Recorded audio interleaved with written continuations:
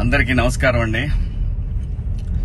మొత్తానికి అబ్బాయిలు సినిమా పోయింది పోయింది పోయింది పోయింది పోయింది పోయింది అని చెప్పి ట్విట్టర్లో అలాగే ఇన్స్టాగ్రామ్ లో గట్టిగానే ప్రయత్నం చేశారు అబ్బాయి.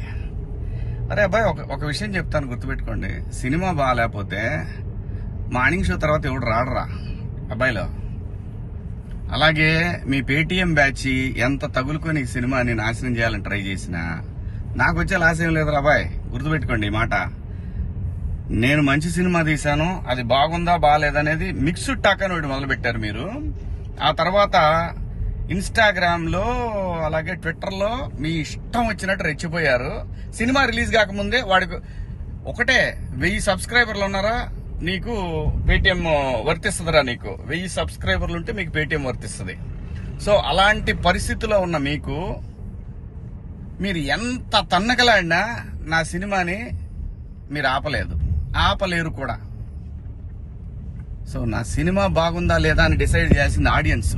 మీరు మొత్తానికి మీరైతే గెలిచారు రాబాయ్, మీరైతే గెలిచారు. ఏది సినిమాకి జనాన్ని ఆపటానికి ట్రై చేశారు, కొంతవరకు గెలిచారు.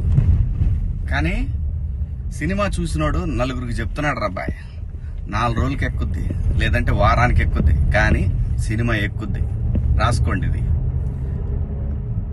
ఈ సినిమా పేటిఎం డబ్బులతో తీయలేదురా, నేను కష్టపడి 1.5 సంవత్సరం తీసా నేను. మొత్తాన్ని గట్టిగానే ట్రై చేశారు అబ్బాయి. మనం ఇక్కడి నుంచి మాట్లాడుకుందాం.